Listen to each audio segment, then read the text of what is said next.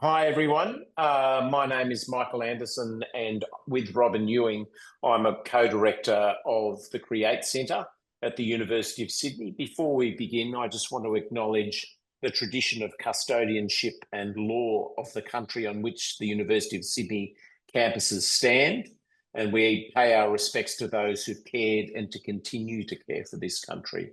I also want to acknowledge that I am on Gadigal land in the Eora Nation and pay my respects to elders past, present and emerging.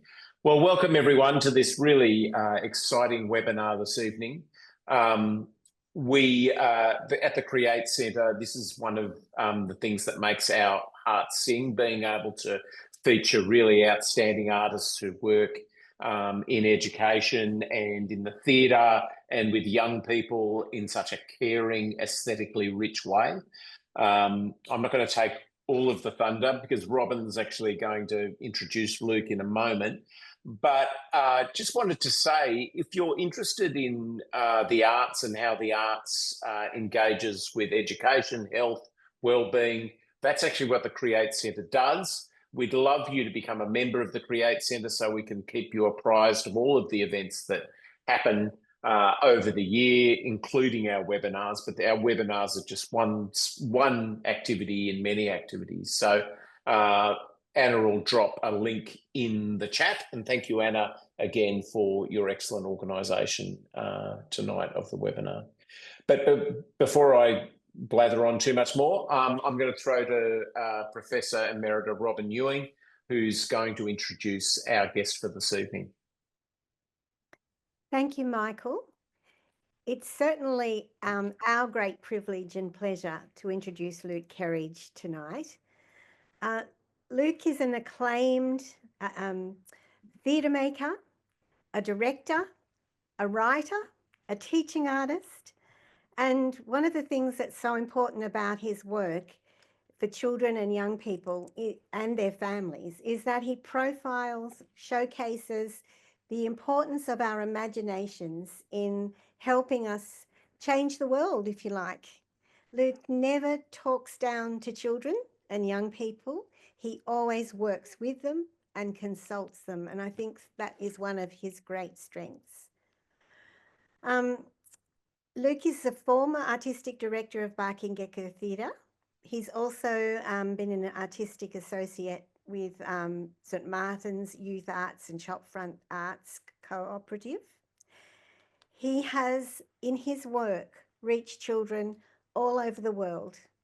Barking Gecko, of course, is based in Perth, but he's worked at the Sydney Opera House, he's worked at Edinburgh Festival, he's won many awards, including now it's gone out of my head, the Helpman Award. Sorry, Luke.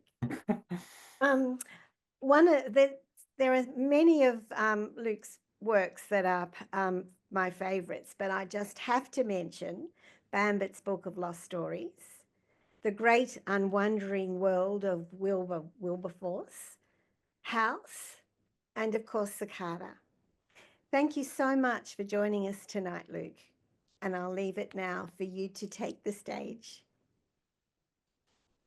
Thank you so much, Robin, for that beautiful welcome. And I'd also like to begin by acknowledging the traditional owners of the land that I'm on, the Gadigal people, and pay my respect to elders past and present. I also just want to say a big thank you to everyone at Create for having me tonight and to all of you for joining. It's really lovely to have you here. So I will start sharing my screen, see if I can get this.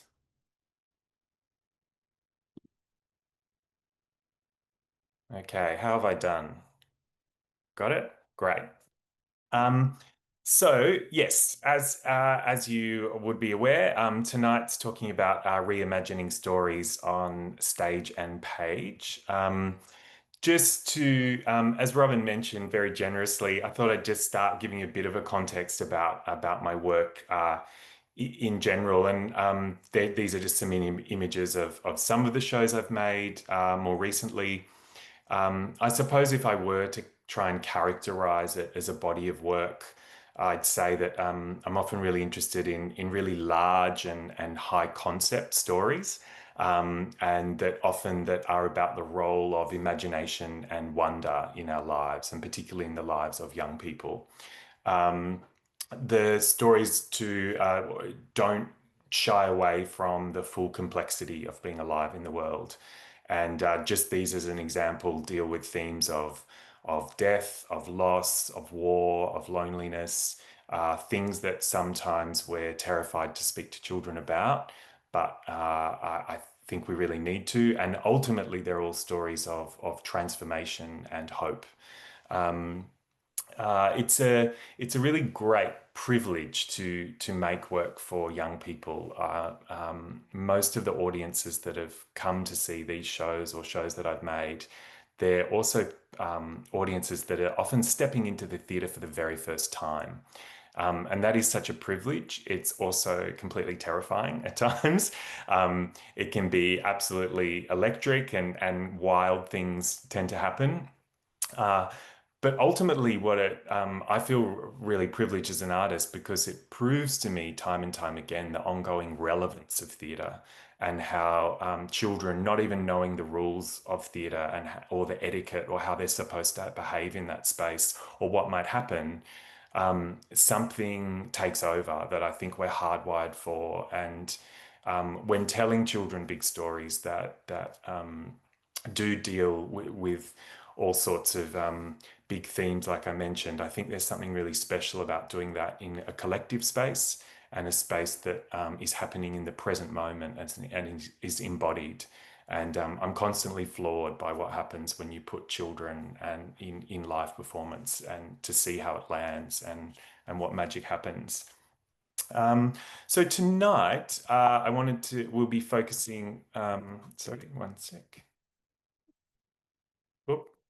On just two works.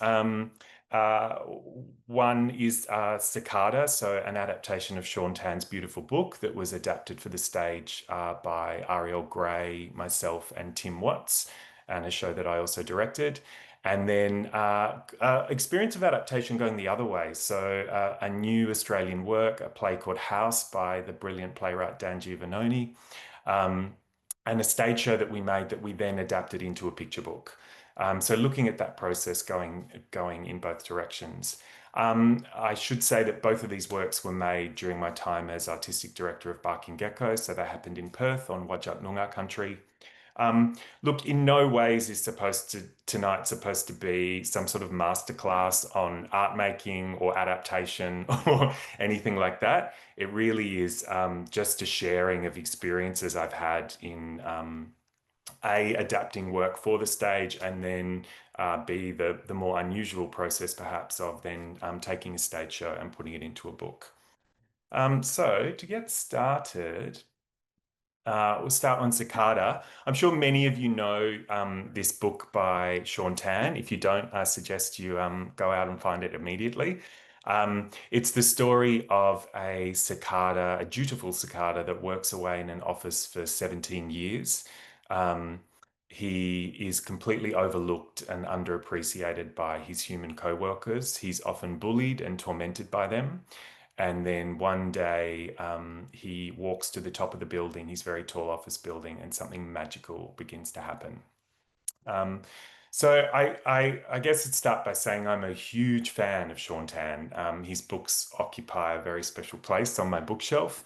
And there's something, all of his work is so incredible in the way that it speaks so profoundly to both children and adults at the same time, and the way he works with symbolism and the wide open meanings in his work mean that there's such a wide audience base for it. And there was a real affinity with the sort of stories he's telling and the sort of work we were attempting to make at Barking Gecko, because that was really the same objective. In saying all that, though, Cicada, of all his works, is probably not the first book of his I would have thought to adapt for the stage. Firstly, it's incredibly short. It's only 32 pages long. I think it's one of Shaun's most succinct and pared back works. And also, I guess that, that it's set in this grey corporate world that doesn't immediately scream children's theatre. But my mind was really changed one day. It was in 2019, and I went to see an exhibition at the State Library of Western Australia that was an exhibition of how Shaun made Cicada. So it was all the original artworks, but also all the materials, the notebooks, the thoughts, the references that he was using when he made the book. So there's a couple of snaps of it there. You can see that there was a little sculpture of the cicada. It was almost like a little action figure of the cicada that he'd made. He was actually drawing a lot on his experiences in theatre when he made it. So he made miniature sets, he used the little model, he lit it, he photographed it, and that's what he painted from. And so really before me was this miniature theatrical world that almost felt ready to go. And then there were also, as you can see in the little sketches there were also all these ideas for scenes that didn't make it into the final book, that expanded the world out in really charming and inspiring ways. And the other thing that happened that day was that there was a Year 5 class there on an excursion. And their excitement was palpable. They were bouncing around the space. They clearly loved the character of Cicada. They were so excited to be there, and listening to the way they spoke about the book. And then I fell into conversation with their teacher as well, and hearing the profound effect it had had on their classroom, the depth of the conversations that it opened up.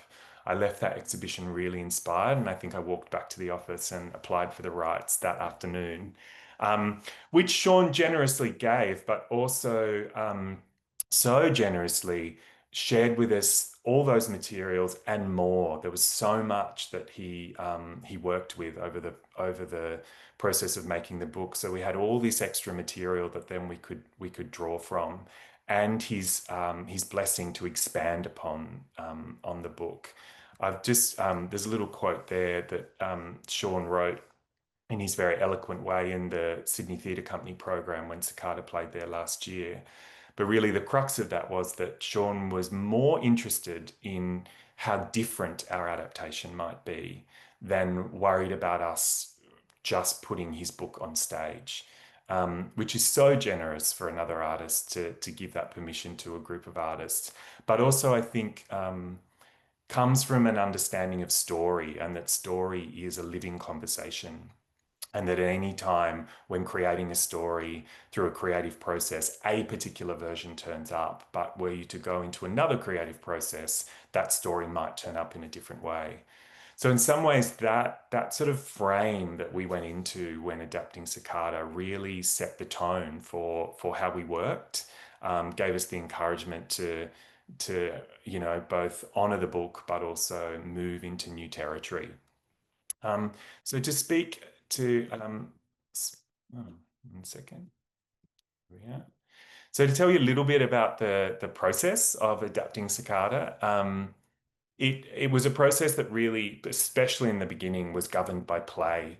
We were up on the floor immediately. We were working with whatever materials we could find. So you can see there, Cicada began as a piece of old foam with some ping pong balls stuck to his head, and an old glove we found.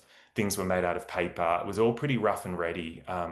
But what we were interested in was really play on the floor and long form improvisations that would sometimes go for half a morning. There was just really finding out what Cicada could do, who Cicada was in puppet form, but also about discovering images and writing in the space as we went. So the two theatre makers that I was collaborating with, Ariel and Tim, they work this way often and they're experts at it, but it really was about writing physically in the space. We were not coming into the room with preconceived ideas or any sort of script or anything like that, but discovering through the materials in real time how this story might be told. That was a long process, and it went over, certainly once we're up on the floor, sort of regular creative developments over 18 months. But slowly, something might just begin as an image, but then that image might turn into a little sequence. A sequence might turn into a scene. Slowly, we started to return to little moments. And we began to storyboard that image that's on there of all those little bits of paper. Once we landed on something that we loved or we knew had energy in it, we'd draw a little scene onto those pieces of paper, but it was a moving storyboard. It was like a puzzle that we were constantly moving around. And a fair way into the process, when it felt time, the one important step was then we imposed a 3-act structure on the work. So that's a traditional theatrical model, but was something that would give this story a theatrical shape. And then we began to line up these moments in the 3 acts. And sometimes that would tell us where a moment needed to go, because we're very interested in each act then having its own feeling, its own tone. Time worked differently in each act. So it started to give this structure to a new way of telling Cicada that was going to happen in the present moment. And so, yeah, I guess to talk a little bit about that, maybe tension's too strong a word, but the process of honoring Shaun's book, but also needing to move it into new territory. There were 2 main things that we'd begin to return to in our conversations that became kind of like a compass for how we wanted to retain the essence of the work, the original work. The first was, I think as Ariel put it, was that that every river of meaning had to keep still running through the story. And by that I mean, if you're familiar with Shaun's work, it often works on the level of intuition. It's appealing to our emotional intelligence. And I think in some ways that's what children respond to, that, children grow up in the world constantly decoding symbols of the adult world. They're very good at it. And so you can tell a story like Cicada that is speaking to adults on one level, but that children are actually receiving the same story, but potentially interpreting from a different level of meaning. And also the meaning in his work is wide open. And if ever we were getting to a point where it felt like, oh, this now means this, or Cicada is this in this moment, we'd closed it down too much. So keeping all of that open and imagining that those are the conversations that were going to happen in the foyer afterwards was one of our guiding lights. And the second really was the Cicada himself, that he is the beating green heart of that story. And discovering who he was in real time, as soon as you put a puppet in someone's hands, there's a natural warmth that comes into the room. And that was a huge discovery, that in this grey, cold world, there was like a fire lit in the middle of it that was this little puppet. And then also discovering, who he was, and recognizing that he is the character that children would be identifying with, that, he's a kind of little creature in a strange big world that he doesn't know the rules of at all times. So finding that spirit that they would connect with, but that also it's his resilience and his sort of sense of self-love that is really the spine of that story. And so no matter how bad things got, that sort of gave us direction on how Cicada needed to be. So really they were the 2 things that I would say from Shaun's book that we clung really tightly to. And then at the same time, we were really accepting the invitation to go off and chase our own instincts and interests. So an example of that is we were really, really interested in this corporate world and what goes on in that world, the sorts of people that walk through it. I think in one of Shaun's notes, he'd referred to it as the playground of psychopaths, which is a really inspiring idea to play with. And we wanted to get under the skin of the people that moved in that world in this story. So actually delving into the human character and getting below their motivations and what might motivate someone to treat Cicada this way. Felt really interesting, and also really key to the context that we were, knowing that this would be a work for young audiences, that actually getting under the skin of the bully, so to speak, could be really interesting territory. And And I guess that's another thing to add in, that at the side of all of this and the artists working in the room together, you know, the music was being composed on the floor, we were improvising, it was all kind of an all-in exercise for the artists. But alongside this, we were running workshops all over the state of Western Australia, actually, with groups of children on the book. And all of that information was being fed back to the team. And sometimes I was dropping into those, which was really just about what children were reading from the story and what they connected with. So their ideas about work, their ideas about corporate culture, the parallels they drew between corporate culture and how they were treated at school. So there was this sort of continuous flow of information that would remind us of how young audiences might be interpreting the work. You know, Shaun says of this book, and I think of some of his books, you know, a lot of his work, that he doesn't necessarily set out to make work for children. He just makes works and people say they're for children. And that while some of them may not be directly aimed at children, they need to be accessible to them. But that's one tension we had to hold, knowing that for this particular outing of Cicada, the great majority of people that came to see it would be young people. So yeah, after I think you know, across a period of 2 years, which is actually quite short for a show, I would say, the work premiered in 2021 in Perth. It has gone on to tour widely around Western Australia and had a season at Sydney Theatre Company last year. To give you a sense of it, I have a trailer lined up.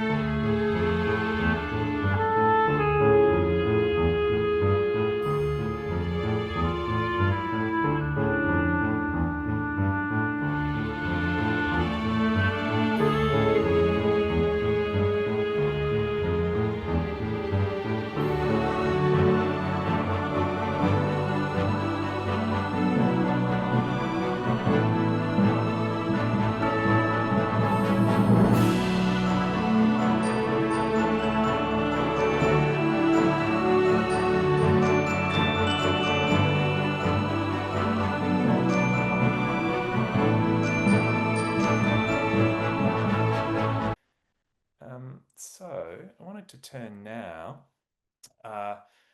to another work that I made while I was at Gecko, and a different style of adaptation. So this was when we made a work called House that we've then since translated into a picture book.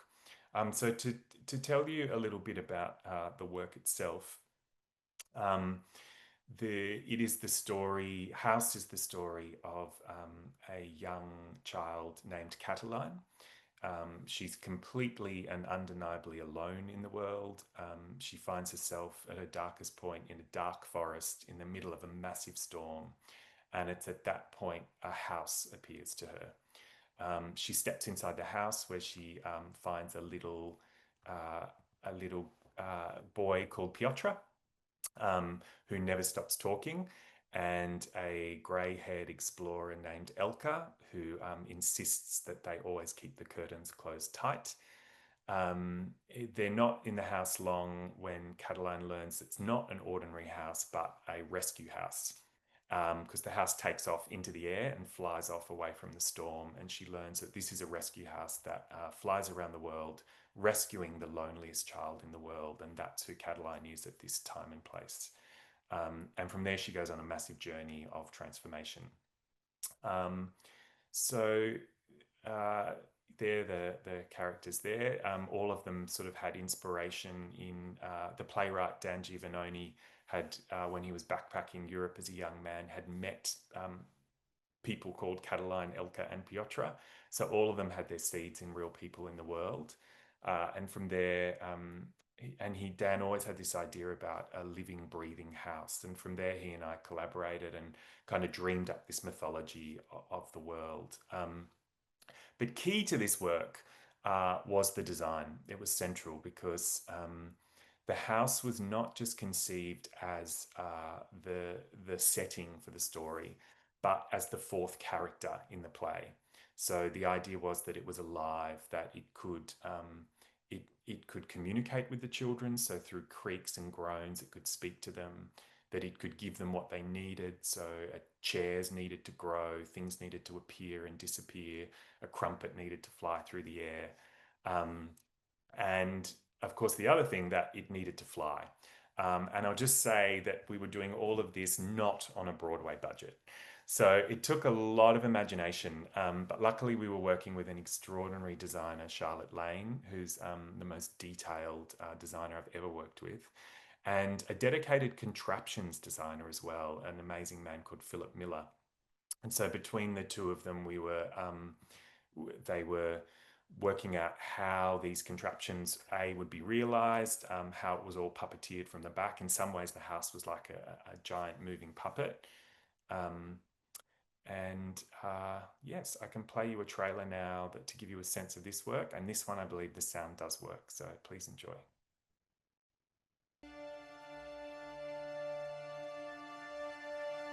There is somewhere now a house.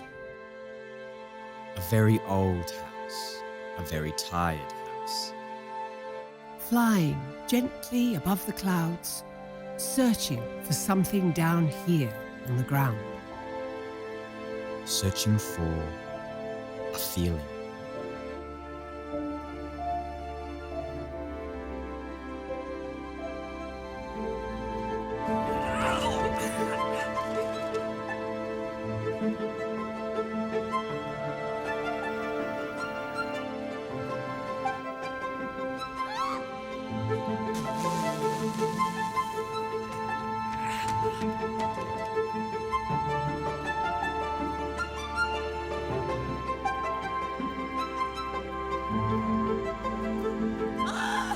Pickles and biscuits? Yes!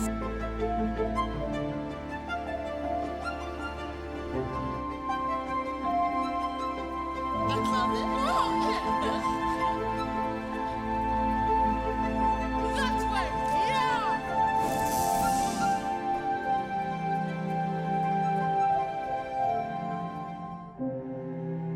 Remember, when you lose one thing, you gain something else. Yeah, so to talk a little bit about the adaptation process then of how this show went on to become a picture book. I think the first wisps of the idea actually came during the design process. So it was a really long, intricate design process to bring a house like that to life.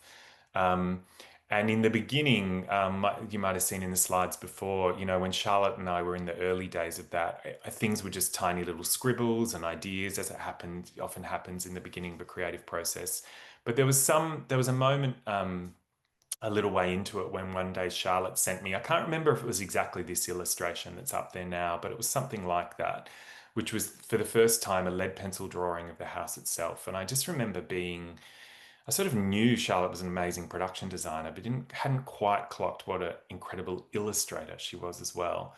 And I just remember looking at it and thinking, wow, this would make a really good book one day, but then completely moving on because we had a show to make. So it was sort of well after the show had been up and running that I was reflecting on it, and part of that too was the incredible impact that this work had on young people. So one of the most lovely things that would happen after a show at Barking Gecko is we would receive thousands of letters like the ones on screen now, where children would give us their feedback on what they thought, and often the things that they were riffing on, and particularly when they were sharing their responses to a story about loneliness, the depth of the engagement with the work was really quite inspiring and profound. And I was thinking at the time, you know, as an artistic director of a company, about the legacy of the works we make, that, you know, we spend years making these works. Dan and I first started working on House in 2016, and it hit the stage in 2021. You know, bringing a new play into the world takes a lot of time. Then a process like this, where also the design process is really elaborate, that took a lot of time. Charlotte and I had dreamed up this entire world, you know, design wise, and to begin to think, well, how does that stuff live on?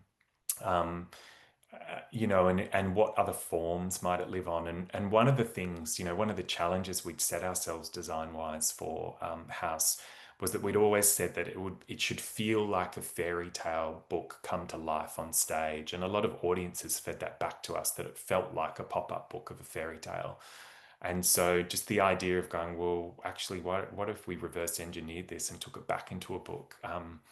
Felt really like a fun, creative adventure. I should say neither Charlotte, Dan, or I had ever made a book before. We knew nothing about it. But we decided to give it a go. And the idea too, you know, that, you know, Charlotte as a theatre designer, Dan as a playwright, myself as a director, at the end of the day, we're all storytellers, and that's what we'd connected with on this work.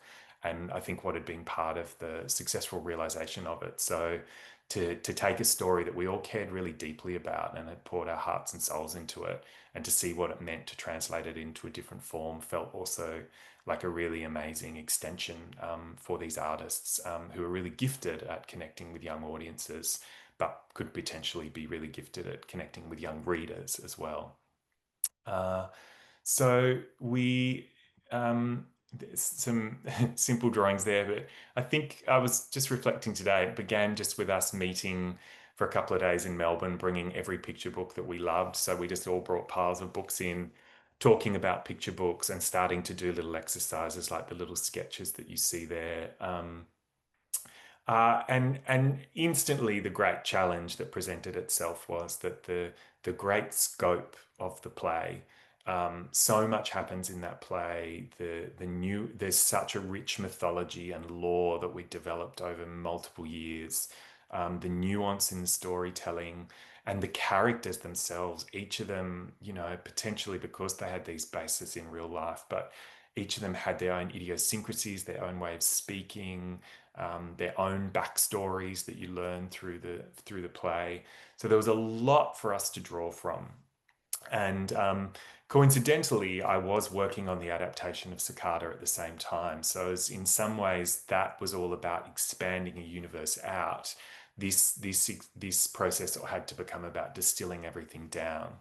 And yet we discovered that trying to distill the story of House down too much started to rob some of the richness of it. And I guess too, but perhaps it had sort of been there in the back of my mind, but Shaun's invitation for us with Cicada, that, you know, things needed to be different, and that stories are a living conversation, and that when they're taking on a new form, it's sort of a great challenge for artists to find what's new in that form. We started to go down a path like that similarly for this. So the big thing that came out of that was the realization that we had to let the characters go, who was such a big part of the House play. And I know Dan, the writer, found that the hardest point, but he also names it the point that once we did that, the story started to flow. And I think part of that was that we had created such a rich mythology in the creation of House. We knew so much more about the world of the play than actually turned up on stage, that we had a lot to draw from. And one of the central mysteries of the play is where the house came from, what its origin story is, who created it, things like that. So suddenly it felt really compelling to be able to dive into that story and almost make a companion piece, a kind of prequel to the play, that could speak to the events on stage, but also sort of fill out the universe that we'd created. So in terms of how we work too, because as I said, this is something we'd never done before, we really worked like theatre makers. We did what we knew, which was firstly to work collaboratively. So it's quite an unusual relationship to start off with, working with a theatre director, a designer, and a playwright working on a children's book. So usually there's a writer and illustrator, but there was also the question of what my role was in all of this.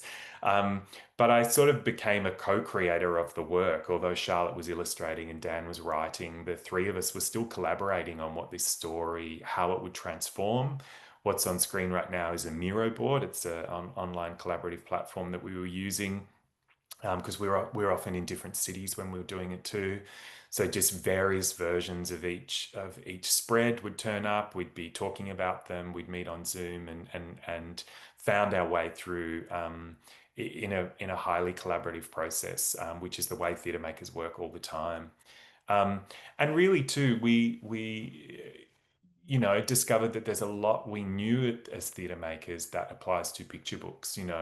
I guess some of the rules of theatre, and particularly children's theatre, things like show, don't tell, the balance of image and text, allowing space in a moment for the audience to dream into, that you're not giving them everything. All of those principles applied to picture books as well. A show like House has a lot of text, beautiful text. It's so beautifully written. But at the same time, I'm always aware, making a show for young people, that depending on the age and of the children coming, not everyone's going to pick up every word. And I think that's okay. But sometimes I would watch a run and almost block my ears and think, would I still get the story if I didn't know what was being said right now? So we already had a kind of a sense of what a storyboarded version of that show looked like. And so being able to apply that to a picture book was really exciting. And I guess in the other sense too, we had such a rich visual world. Charlotte, as I've mentioned, is the most detailed designer I've ever worked with. The amount, we had thousands and thousands of references.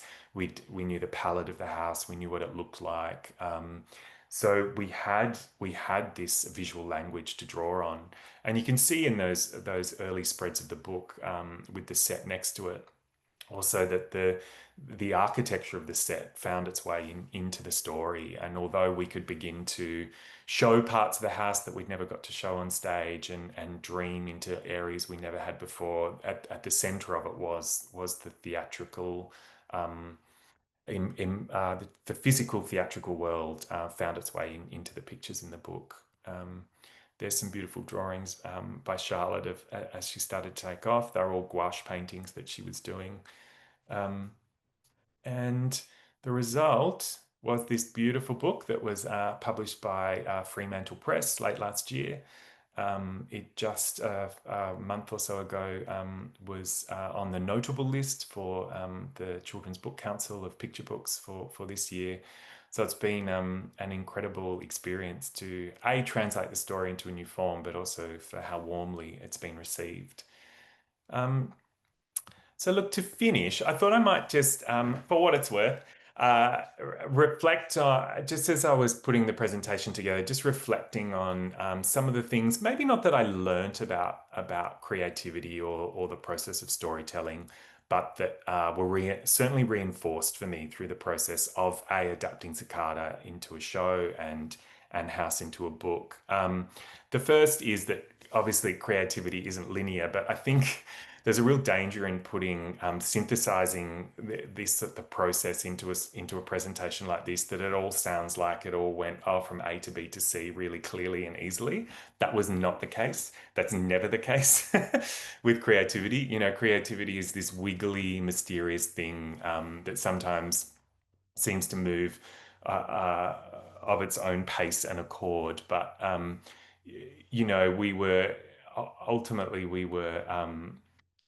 you know, following instincts, and the work would reveal itself gradually. When it sort of hit a dead end somewhere, you go where your instinct is taking you elsewhere, and slowly the work begins to emerge. I often think about it like an excavation, and on the way you're working out, there's a skeleton down there, but you're working out what the animal is. One day it might look like a giraffe, the next it's a whale.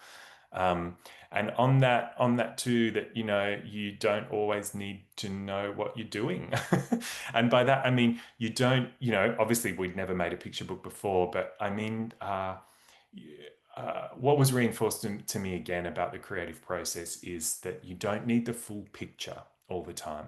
One of my favorite ways that David Lynch explains the creative process is like receiving puzzle pieces from beneath a door. The door's locked and there's the little space between it, and you get a puzzle piece, then you get another one, someone's flicking them from the other side, and you get another one, you go, oh, these fit together, and you think you're onto something, and then the next day another puzzle piece gets flicked through, but it's purple and of a strange shape that doesn't seem to fit at all. That certainly resonates with my experience, that you don't always know the picture that you're making, but actually just focusing on one piece at a time and slowly starting to assemble those together, the story emerges. And lastly, I guess a reflection on all of this, on why I do this, and particularly why I think storytelling and telling stories like Cicada and House to children is really important, is a quote that comes from the children's author Kate DiCamillo, who I'm sure a lot of you would know, her beautiful books for young people. And I recently discovered a letter she wrote to another children's author where she relays this story of her childhood best friend. And when they were children together, this friend would read E.B. White's Charlotte's Web over and over. As soon as she finished the book, she'd turn it over and start reading it again. And she was obviously so deeply affected by how sad and tragic that book becomes at the end, and yet she kept reading it. And Kate said to her one day, why did you do that? Did you think it would turn out differently if you kept reading it? And she said, no, it was exactly that I knew it wouldn't. But when I first read Charlotte's Web, I thought to myself, I don't know if I can bear this. And I kept reading, and I did. And what I needed to know at that time was that I could bear this. So I kept reading it over and over, because what I needed to know as a child was that the truth could be bearable.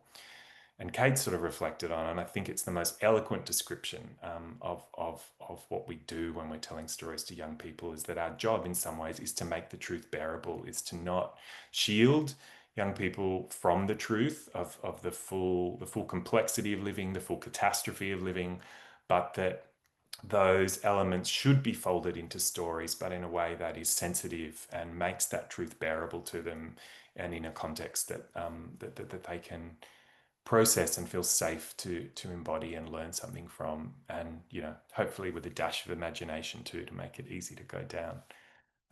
So on that note, I think that's probably a nice place to finish. So thank you very much. And I'll hand over to Robin, I think, or someone, for if there's any questions. Well, thank you so much, Luke. That was just amazing. And I really like those last principles that you've shared with us. And I think that last one about making the truth bearable really applies to your work. You know, you really have dealt with so many big issues, the loneliness one, the corporate nature and the racism that Cicada experienced, you know, and yet, as you say, it is always done so beautifully with such craftsmanship and care that children are able to face those harsh realities and think beyond them to a different way of looking at life. So thank you so much. You're welcome. Now I'm hoping that we have some questions in chat. And Luke Rogers, would you like to unmute? Oh, hey, sorry. Thank you for that, Luke. Mine was a really boring question. I just want to catch that name again of that person that said that gorgeous story about Charlotte's Web. Oh, it's Kate DiCamillo. She's an American author. We can type it in. It's Thank Kate you. with a K and then D-I Camillo. She wrote The Magician's Elephant and Miraculous Journey of Edward Tulane and books like that. The Tale of Despero is a famous one, I think, because there was a movie made of it. Yeah, really amazing books. Well, I have a question. Yes. While people are thinking of them. Would you like to tell us where you're going next, Luke? Yes. I was fortunate enough to receive a Churchill Fellowship. So it's about 2 weeks today that I take off to embark on that, which is a fellowship to go overseas and research that's based on immersive and interactive theatre for young people. So rather than shows where they sit in the audience watching the performers on stage, this will feel like they're inside the worlds or even interacting with the worlds. So I'm off to learn from companies and artists that are already doing that in the UK and in Denmark and in Germany. And part of this too is I'm also working on a big beginning work on a big interactive immersive work for children. That's another Shaun Tan adaptation actually that I'll be working on in the coming years. Yeah.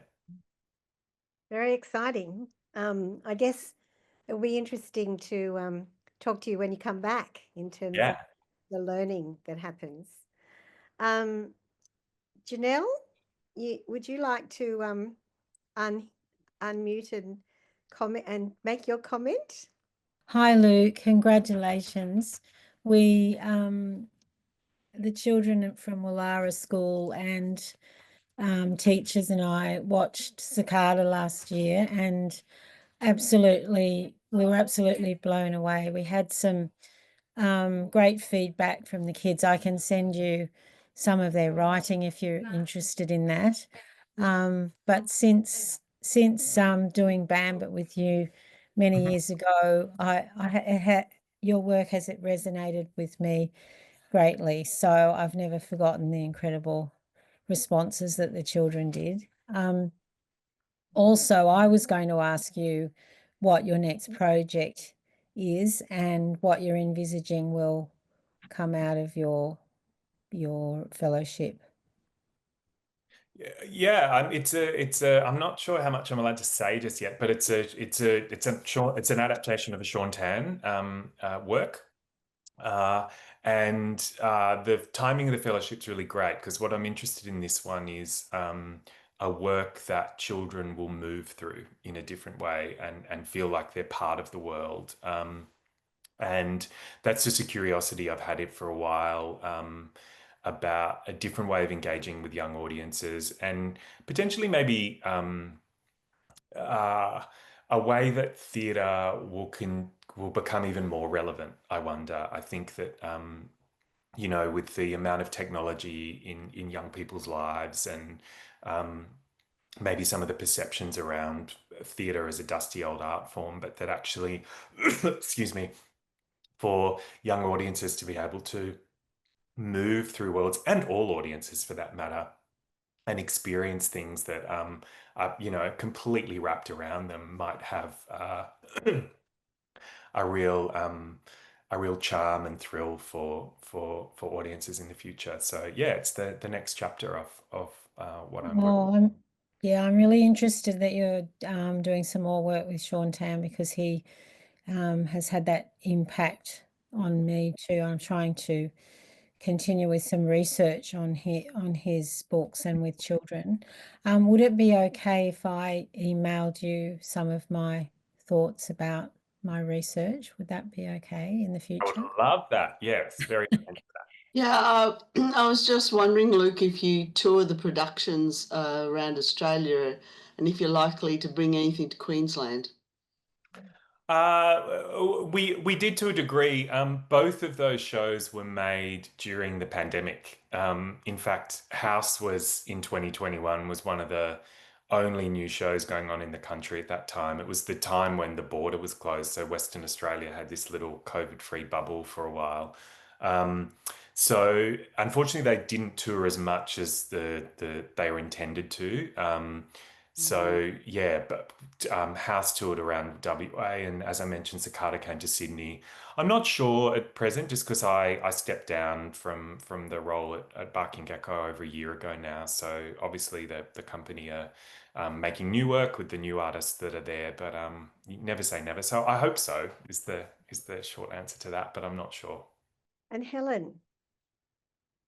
Yeah, thanks, Luke. It's fascinating to hear, and I especially like Cicada because with Joe O'Mara, we've done a teacher's workshop using Cicada, and so with that thinking, when you started talking about incorporating the children's responses into the work that you were making, I'm just wondering if you can talk a little bit about that, because that's a really, you hear people talk about, needing to engage and how they interact with their audiences, but actually taking the children's responses in as part of the creative process to finish making the show. I think there's an element of curiosity in being interested in what the children are saying, the young people are saying, but also an element of bravery in being willing to incorporate their thoughts. Yeah, that's right. Really, really well said. I think, in those examples, they're actually workshops that went over a full week. I think they were school holiday workshops that happened all around the state. So the level of engagement was quite deep because we could take our time. And some of it was just reading, I had basic questions like, do they even care about a corporate world or whatever? And yes, them dressing up and putting on ties and pretending to drink coffee and whatever was really appealing to them. But their thoughts about work, as observed from, I'm imagining, their parents or the adults in their life and what they thought about work. But I think, as I mentioned, what was the most surprising to me was the parallels they drew with school. And that them having to put on a tie, like that influenced. There's one of the first moments of the show is Cicada's first day at work, and he discovers his tie for the first time, and that was just a little thing that we thought about. Oh, a child, what's it like for a child to have to put on a tie for the very first time? Or things like one of the children said, "Oh, you can't go to the bathroom when you want to." So in the book, that has its basis in racist history in the States and things like that, of segregated bathrooms, and there's a broader meaning to that we didn't want to strip out, but also just knowing that that's one level that it might be read on. And that was one of the things that I think earned the place for this little sketch that Shaun had that didn't make it into the book, of Cicada running 12 blocks to the toilet. That became this epic sequence in the show of Cicada just running and running and running and running, and the children love it. And so in my mind, whenever that happens, I'm like, I suppose that's how that's being interpreted. But it's been the same for all the shows I've made in different forms, but we did the exact same thing with House. We would talk to children about loneliness, how there was so much feedback from young people that they thought the thing that people were scared most about, that adults were scared most, was hearing a child was lonely. That actually they could talk about that they'd broken a bone more that they could talk about that they were lonely.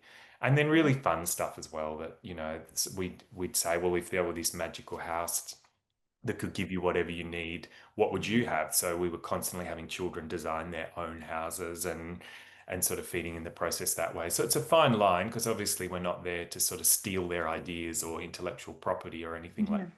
But it is about testing the temperature of things, seeing what they resonate with, what tickles them, all those sorts of things. Yeah. Right. Thanks. That's really interesting, and be interesting too to see where you take that sort of practice in an interactive form. Yeah. Yeah. Thank you. Janelle, did you have one more question? Not really. I could go on and ask you more and talk to you more, Luke.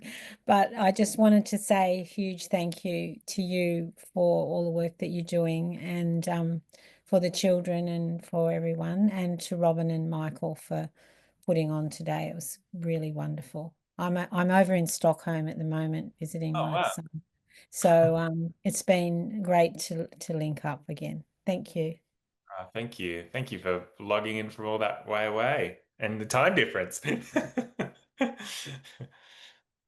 I think from memory, Shaun might have referred to Hidden Figures in his notes. Okay. For that as well. So yeah, the breadth of his references is astounding.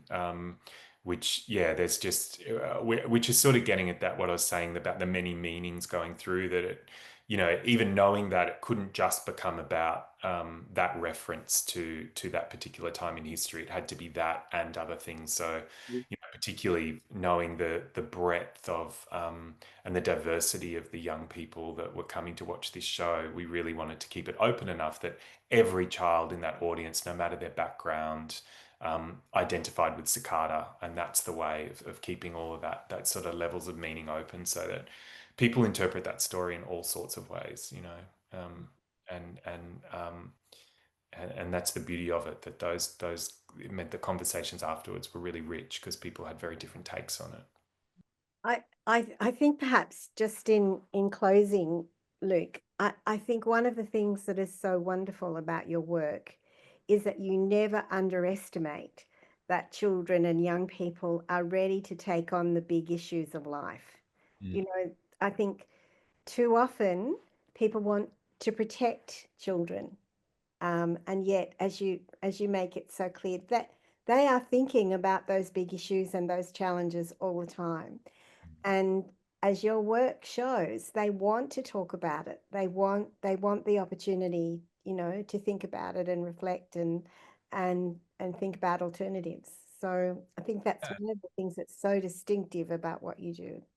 Yeah, thank you, Robin. And yeah, absolutely agree. And then it's about, well, what if it's happening anyway, what are the spaces where it can happen? The theatre is a safe space for it to happen.